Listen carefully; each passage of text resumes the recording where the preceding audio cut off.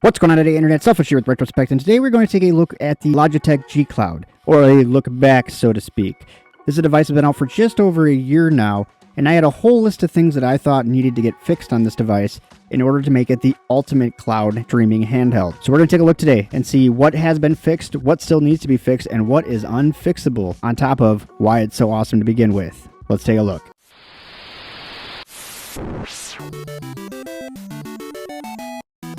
Here we do have the Logitech G Cloud. As you can see, I do have a case on mine. It does actually make it a little bit thicker and a little bit heavier, but on the reel, it's a lot more comfortable. It's really weird what millimeters can do. Just ask my wife. So we're going to start off by talking about a couple of things here. The G Cloud runs on a Snapdragon 720G processor, which is not the newest processor in the world. But if you're familiar with cloud gaming at all, that's not really that important because all the processing is actually done on the other end. All this really needs to do is have enough processing power to relay the images that are being played somewhere else. It also rocks one of the most gorgeous 7-inch LCD panels at a 1080 resolution and a 16:9 aspect ratio. And let's make it look even more gorgeouser by turning her up a little bit, huh? This thing is an absolutely amazing panel. I think we're going to do is start off with some of the cons and some of the things that I thought needed to get fixed on this last time I did a review on it. There has been a lot of over-the-air fixes in order to get this device to where it is today. We're going to do some gameplay throughout and all that kind of stuff too. I am going to show you a little bit of remote play as well. We do have a lot of options when it comes to remote play. So I'm going to show you a couple of them, as well as some cloud streaming. So that's what this device is all about, right? So the biggest black eye for this device, and I did say black eye, yep, like punched in the face, is its retail price. So Logitech has not moved this price yet, and I thought that they would by now. The retail price on this is still $350. Now, if you look at somewhere like Best Buy, and every now and again, they've just permanently made it $299. It's just always on sale with $50 off. You can find a sale where it's $250. But as I discussed before, I think this is a $200 device. With the older processor, yes, I know it works perfectly for what it is intended to do. But with that processor and some of the devices that are out now that fit in that $350 category, I mean, let's be honest, you could get an entry-level Steam Deck for pretty much the same price as a Logitech G Cloud that will do different stuff, more stuff. The battery might only last a 1/16 of the time, but it will still do more emulation and or AAA gaming that this is just not capable of doing directly from the device. Again, the cloud part of this has nothing to do with that. Next, we're going to talk about this did not have video out. So there was no way to play video out, so you could not consoleize this handset. I think Logitech's thought process was initially, this has got a beautiful screen. It's already 7 inches. Why would anybody want to go bigger? Ask any of your friends who think bigger is better, and they will tell you exactly why. Plus, it is nice if you are going to play with some friends. Say you're playing a game and you want to play with some more people. Having it on a screen that everybody can see versus huddled around. Even though it is 7 inches, everybody huddle around that 7 inches. I'm going to make so many stupid jokes in this. I have to stop. But everybody's going to be huddled around your screen trying to play a game together where you could just put it on a TV. And again, if you're streaming or playing cloud, you have no problem being able to communicate that and be able to get that up onto the TV. So key mapping was non-existent when this came out, which meant you couldn't play a lot of the mobile games offered on Android. The higher tiered mobile games on Android do not have controllers mapped to them by default. And the reason being is it's Android. It's open source. So many controllers they would need to try to map. They just don't have that mapping built in. Like your Call of Duties or Genshin Impact, stuff like that, do not have mapping built into them. And when this device came out, that was not a possibility. You could not map anything into this, and that really kind of sucked. Another thing that I had an issue with before is this D-pad has really sloppy diagonals. You can kind of hear where it comes in and tries to do a diagonal now and again, but the D-pad just does not do great diagonals, and there's a lot of reasons for that. Most of it's the membrane that's in here. There are some membrane hacks out there. Now, I have seen people do everything from trying to replace the membrane with a different membrane, but never really get the right one, all the way to the old Pringles cover hack, where you used to take a Pringles cover, cut it out, and it would actually kind of do a little lift support in there and give you better diagonals.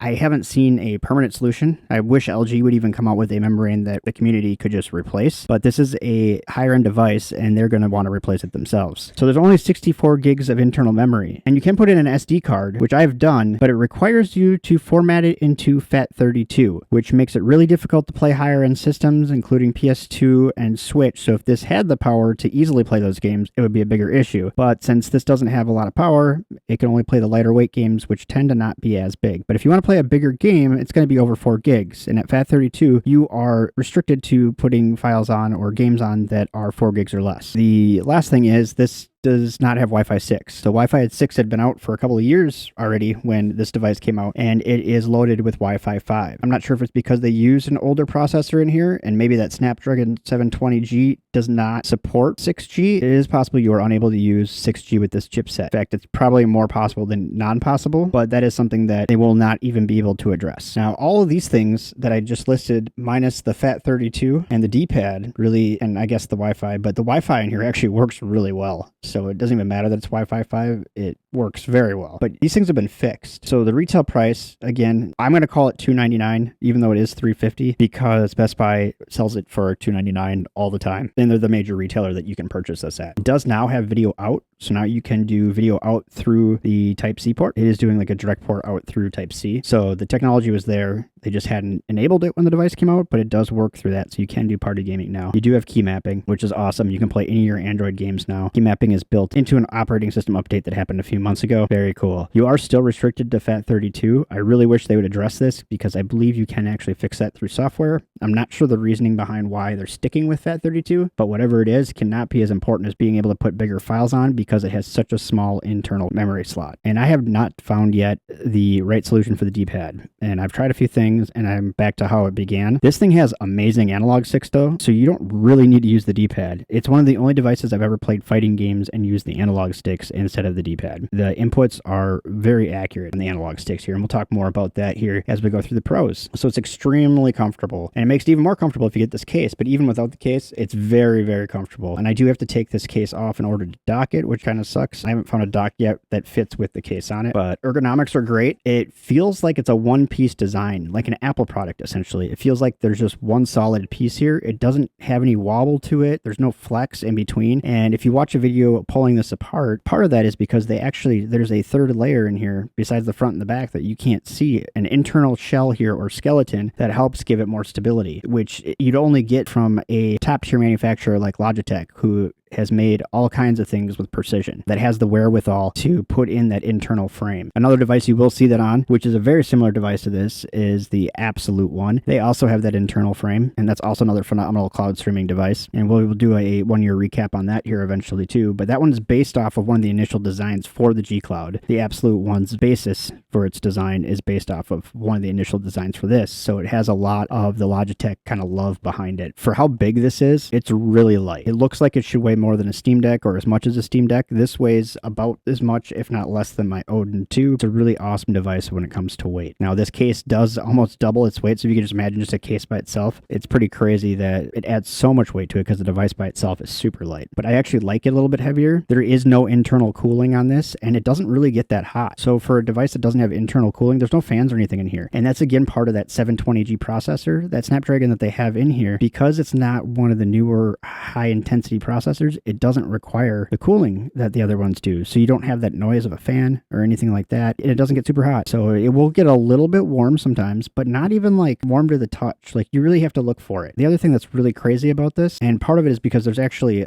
two batteries in here, this gets 8 to 12 hours of battery life. So if you want to compare that to, I know again people like to compare to the Steam Deck even though they're completely different devices, but I'm going to keep doing it anyways. That gets like 1 to 2 hours playing AAA games. This one, when it's playing AAA games, can get 8 to 12 hours depending on your internet connection mostly. Reason being is all the work for those is done on a processor and a server somewhere else. All this is doing is relaying your image, more or less a television at that point, or an LCD IPS display that is playing your image, which is again 16 by 9, 7 inches, 1080p. It's just phenomenal. One of the problems with that though is when you hook this up to the dock, it does stay in 1080. You don't have the option to change that, so the screen will more or less mirror in a 1080 image. You can change it with your monitor or TV itself, but you can't change it through the device. And then because it is Logitech and they are such a big company, this has been getting continuous support. There's been multiple software updates for this, and they continue to fix some of these things like you saw that I didn't like before have been fixed. They fixed some bugs I didn't even know existed. I haven't come across on here. You know, everybody plays them a little different. I haven't come across some of the bugs that they've come up with. So that is awesome. The fact that we have somebody out there that continues to update this. Most of the retro handhelds that we do reviews for on this channel might get, if we're lucky, one software revision in their lifetime. A lot of those though, when one comes out, the next one's out within 30 to 90 days, and then we're not seeing any software revisions. With something like this, it continues to get updated. We've also seen some updates on the Absolute. They tend to follow this, so they're actually using a lot of the same updates that the G Cloud is, which is good to see there too. But this here, out of any device I've ever owned, this has gotten literally the most updates, and it blows my mind every time there's a new update. In fact, when I signed in today, it told me to update Yuzu, which rest in peace, Yuzu.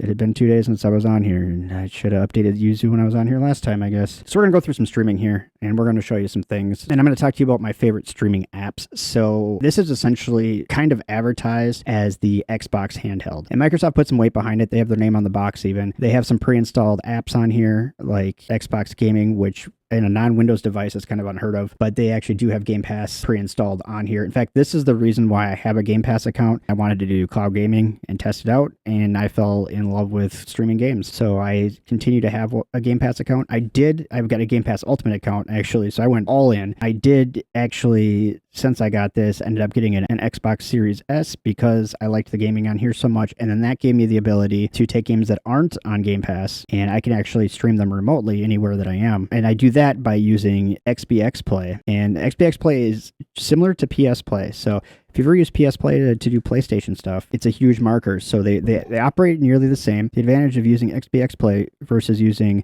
game streaming through the cloud, through Game Pass, is you will get full resolution at 1080 versus the 720 that Game Pass will dilute the image in order to make the image smaller going over the internet. This will actually allow you to play it in 1080. Same with PS Play. And the beauty of PS Play, unlike what the PlayStation Portal offers, you can actually play your games on a PS4 and a PS5. Aren't required to have any kind of special account. You're able to stream your games right over the internet, no matter where you are. Similar to the Portal, but almost better. And this will also stream it in full resolution, where the Portal is going to dumb it down a bit. I believe that's only a 720 screen to begin with. And then I do a lot with PC remote playing. I'm running EmuDeck on one of my computers with all the emulators on it. EmuDeck, if you're unfamiliar, actually goes through Steam. So like your Steam Link actually kind of works the same way. So either through Moonlight or Steam Link, I can access all my games off my hard drive, and it will use the emulator on the computer to stream it to me. So I'm able to play some pretty powerful games that way versus trying to run those games on this processor. But you do have the ability still to run on this processor. And then another way that you can play games on here, and I don't have my account anymore, otherwise I would demonstrate it, but I used to have, and it's still available. I thought they were getting rid of it, so I got rid of my account, but NVIDIA GeForce Now, where you buy games that are supported by NVIDIA GeForce Now, and you can actually, that you stream, they just look phenomenal. They're going to be a higher quality game even than Game Pass most of the time, and that's because they're running off the NVIDIA servers, putting that crypto mining weight behind it. So NVIDIA GeForce Now looks phenomenal, and I'll probably get back into it at some point in time here because I did think it was gone, and I recently found out that it's not gone. If you have an NVIDIA GeForce account, this is definitely a great device for you because that ultimately looks the best on here. One other application I use that's just, that's not really a streaming app, but I see it here on the screen and I thought I'd talk about it. Syncthing. I talk about Syncthing a lot on all my devices. Mostly I use this just to sync all my games across every device. I also do have a folder created for like 5 games that I'm playing. Not real labor intensive games. Usually they're an old PlayStation game or a Game Boy Advance game where I keep a live folder, 5 to 6 games that I'm playing. I have access to that folder from every device I have Syncthing on, including this one, and I'm able to sign in, play that game. It saves those achievements to the cloud. Those go to all the other devices, but if I don't have it on the device already, I can download it through Syncthing, and it actually guarantees that I'm going to have the same version of that game on everything. It's the same game on each device. And so with being the same version, my save files convert over and everything like that. So it's really nice. The only thing you really got to do at that point is just make sure you're using the same core. So that's about all I got for this. I really just wanted to show this device because I really like it. Also because Logitech is doing such a good job of updating things. I wanted to get you an opportunity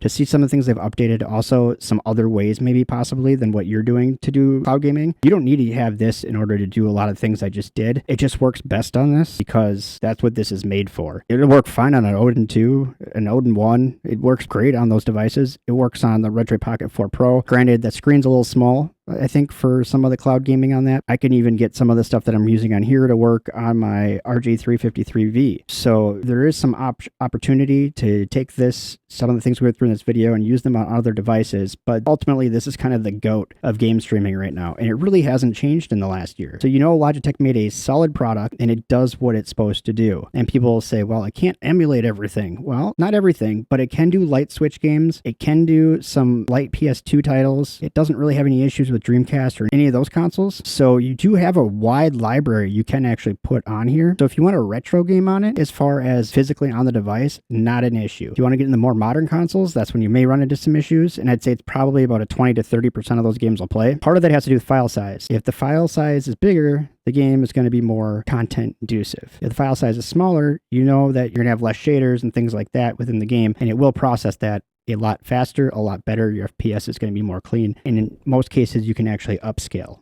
You can upscale PSP on here 2 to 4 times depending on the game. But at the end of the day, we have to remember this is a cloud device. I think that the retro playing is a bonus. The cloud is really the feature of it. But if you're out in the woods and don't have access to internet because your cell phone doesn't have signal, so you can't use that as a hotspot, then you still have that ability if you put some retro games on. I won't overload it, but if you put some retro games on, it gives you kind of a backup. And the one thing I did forget to touch on, which I really wanted to, is there's a desktop mode on this when you dock it. So when you dock this, you can use it as a desktop for doing everything from writing documents to editing video. And it works great. You can hook up a keyboard and mouse to it, and you can use this like a mini computer. It runs like a breeze, runs better than a lot of computers. And there are times when I travel where I bring this and I've got a couple of portable monitors that are, iPad size-ish, or use my 12.9-inch M2 iPad Pro as a monitor because it does have the option, at least through the beta software that I'm on, that you can use that as a monitor. So I already have that, right? And I can use this as my processor then, and then just use something else as my monitor. But it works really well. So if you need to do any amount of work or something that's pretty basic, not even really basic, but if you need to do any kind of work, I have mini PCs that can't even edit video. Let me know what you think. Comment down below. Also, don't forget to like, share. Sharing this video will help grow the channel, and I could use all the help that I could get. Thanks for watching. Bye-bye.